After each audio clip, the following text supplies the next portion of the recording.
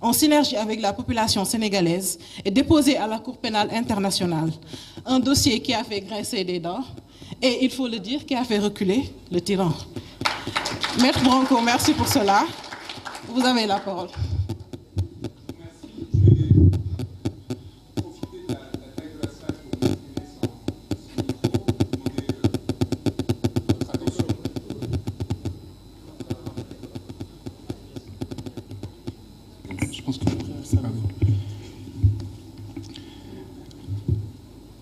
Je voudrais remercier toutes les personnes qui sont ici présentes, qui ont joué un rôle très important dans la lutte que nous avons menée cette dernière année en ce qui me concerne et ces dernières années en ce qui les concerne. Je reviendrai sur leur rôle spécifique à chacun au fur et à mesure de la conférence. Je voudrais peut-être commencer par vous dire que je ne viens pas à vous apaiser comme je l'espérais, car nous avons eu droit, il y a quelques heures à peine, à l'expression la plus directe et spectaculaire de la subsistance de l'ennemi. Une subsistance bravache, pitoyable, crépusculaire, une subsistance néanmoins. L'être qui, un an durant, a privé les étudiants de la plus prestigieuse université du continent, sur instruction politique, de leur accès à leur campus, a pu décider aujourd'hui encore de l'interdiction de cette conférence et de cette prise de parole. Il était minuit passé lorsque cet être, habitué à vivre couché, faisant un immense effort, se levait, non pour rendre service, mais pour nous rappeler ceci: qu'il n'avait non seulement pas encore été évacué dans les litières de l'histoire, mais qu'il détenait, jouissait et se montrait décidé à faire usage du pouvoir d'interdire, censurer, éteindre la parole et le savoir. Cela m'a inspiré cette pensée évidente: une révolution n'est jamais finie et il ne faudrait pas que celle-ci manque de commencer. 60 enfants et adultes sont morts d'un cri rauque qui réclamait souveraineté, et il m'apparaît essentiel de commencer cette prise de parole par une pensée à leur égard et l'affirmation d'une certitude à l'égard de leurs proches: ils ne seront pas oubliés. À Dakar, au parquet, au cabinet d'instruction numéro 2, à l'UCAD, les mêmes corps, les mêmes âmes qui ont permis la commission des crimes qui ont amené à la mort de ces personnes demeurent. Les mêmes visages qui, pour certains, se tairent, tremblent, ont honte, mais pour d'autres, rient et sourient devant les caméras. Je pense à un ancien ministre de l'Intérieur. Censure, je pense à un recteur d'université. Et menace. Je viens en un pays où ceux qui m'ont fait kidnapper à 300 km de la frontière sénégalaise, en plein cœur de la Mauritanie, ont formellement encore entre leurs mains le pouvoir de me faire arrêter, enfermer, expulser. J'ai été, à mon arrivée, soumis à un contrôle approfondi de mon identité.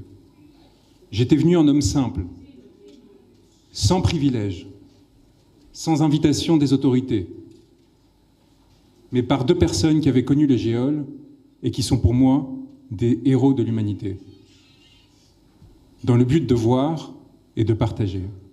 Je n'ai demandé volontairement aucun passe-droit. J'ai pris mon siège au fond de l'avion, j'ai avancé sans rien réclamer, sans rien demander, et ce que j'ai vu des permanences du pouvoir et des menaces qu'il continue à faire porter sur le peuple m'a effrayé.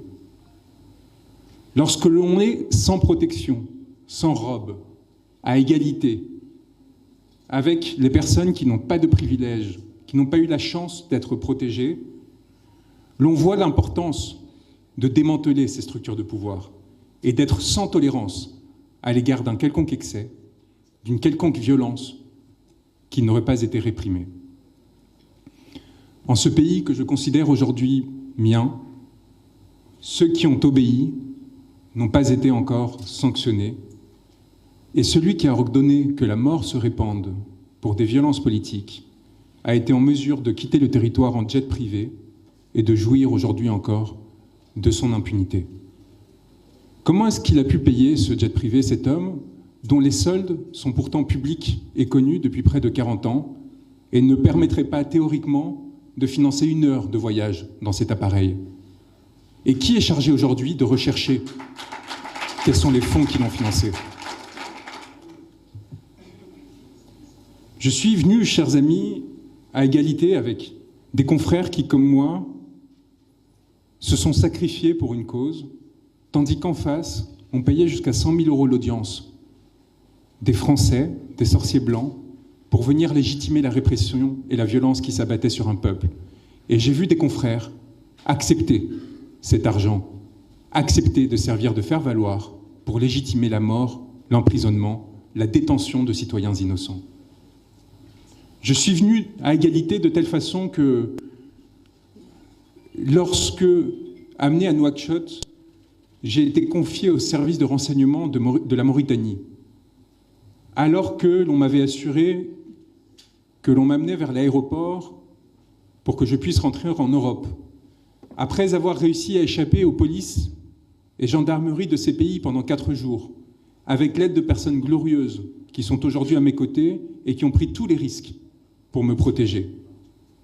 Après avoir pris une barque pendant 25 heures pour traverser l'Atlantique, pour sortir de ce pays sans nuire à mon client, sans, par exemple, en traversant la frontière malienne, de sorte que l'on aurait pu inventer un prétexte que je voyais déjà venir, consistant à dire que peut-être que tout cela était une opération d'influence de l'étranger, financée par les Russes et d'autres.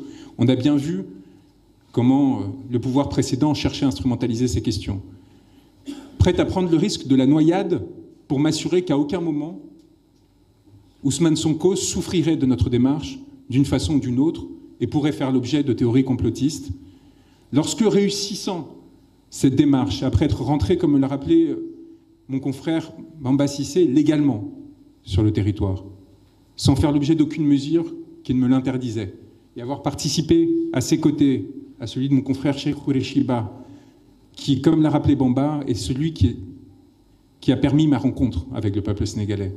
Après avoir donc dénoncé le procureur de la République, qui est encore aujourd'hui en poste, après lui avoir dit « Nous n'aurons pas peur, nous n'avons pas peur », nous avions réussi théoriquement à rompre cet encerclement et à avoir envoyé le signal dont le pays à ce moment avait besoin et dont mon client avait besoin.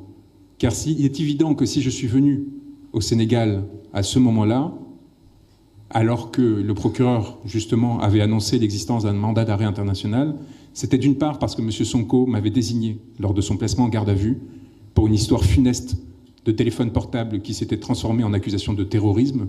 Rappelons-nous quand même du ridicule dans lequel ces autorités politiques avaient sombré.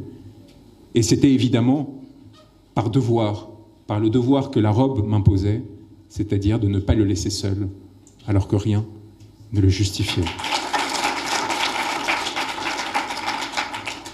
Et quand donc, séquestré par ces services de renseignement, qui m'ont mis une cagoule, qui, sans me présenter un avocat, une autorité consulaire, un juge, m'ont menotté et amené depuis la capitale, Nouakchott, contrairement à ce qui a été dit, en toute illégalité, jusqu'à la ville de Rosso, puis placé sur un bateau qui est accosté de l'autre côté de la rivière, près de Vaches, parce qu'ils avaient peur que l'on me voie, parce qu'ils savaient que ce qu'ils faisaient était illégal, et qu'ils ont dû me traîner dans la boue du rivage pour m'amener dans des pick-up banalisés, entourés de mitraillettes, puis transférés à nouveau dans un autre convoi, avant qu'enfin, à Saint-Louis, on me convie à la BIP et que je sois transféré à Dakar. J'ai compris que j'étais face à des gens qui ne jouaient pas selon les règles du jeu, qui ne respectaient pas le droit, qui ne faisaient pas qu'instrumentaliser le droit, qui avaient décidé de jouer avec les formes, de mentir, puisqu'ils diraient qu'ils m'avaient arrêté en traversant la frontière. Je peux vous dire, car les pêcheurs avec qui j'étais sont dans cette salle, et c'est, je pense, la chose la plus émouvante qui puisse m'arriver aujourd'hui. J'aimerais les saluer. Ces pêcheurs m'ont vu au moment où nous avons traversé la frontière maritime, où ils m'ont pu m'indiquer que nous n'étions plus dans des eaux territoriales sénégalaises. le sourire qui m'a pris et la petite pensée que j'ai eue pour Antoine Félix Diome à ce moment-là, je peux vous dire que je ne l'oublierai jamais. Et nous avons continué pendant 8 heures. J'aimerais qu'il se lève.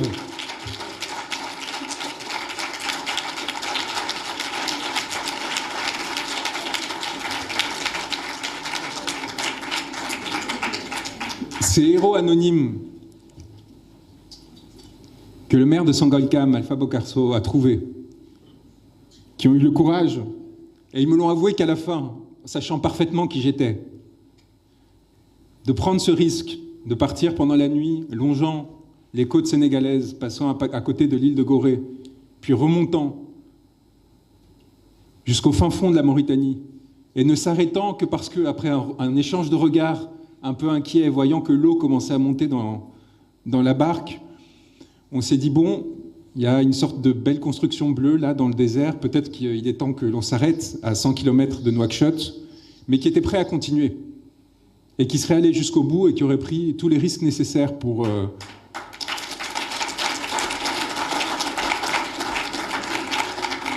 Et qui donc, après ces 25 heures, nous ont amenés dans cet endroit-là, le savent. On était très loin de cette frontière maritime. Et la question qui se pose, c'est pourquoi est-ce qu'ils ont cherché à mentir?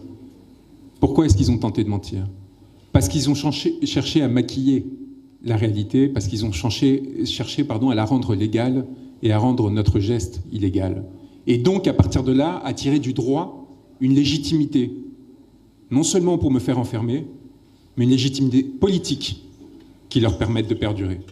Or, ce qu'ils avaient fait, et c'est ce qui permettrait ma libération quelques jours plus tard, à savoir arrêter un avocat parce qu'il avait défendu son client, était inconcevable et inacceptable. Et le faire accuser à son tour de terrorisme, d'association de malfaiteurs et ainsi de suite, et lui faire encourir la perpétuité, dans le seul but, non de l'effrayer lui, non de m'effrayer moi, mais de vous effrayer vous, et de vous montrer que ce pouvoir tiendrait contre une quelconque offensive, était quelque chose d'inacceptable et qui ne saurait être toléré. Et la mobilisation extraordinaire qu'il y a eu, y compris des Gilets jaunes en France, y compris des Gilets jaunes, pour vous dire à quel point votre lutte a trouvé des échos loin des palais, loin des pouvoirs.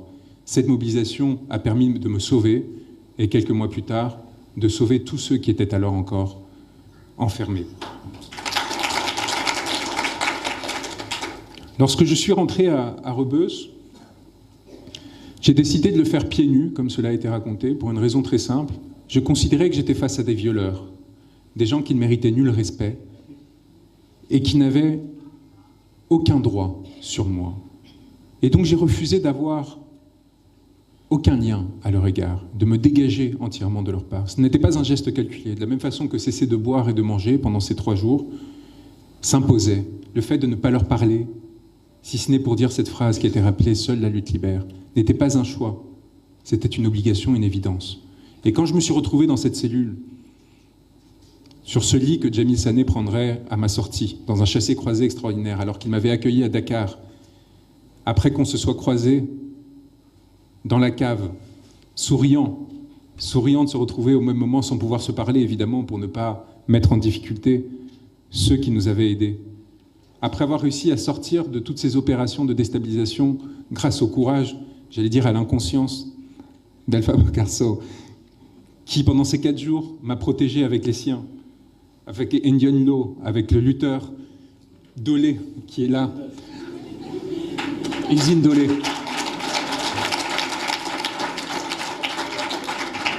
Avec Asrouma et Ngalou aussi. Vraiment, ce courage qui leur a coûté cher, qui leur a coûté la liberté, était fondamental. Ce n'était pas un caprice, ce déplacement. Il ne s'est pas levé.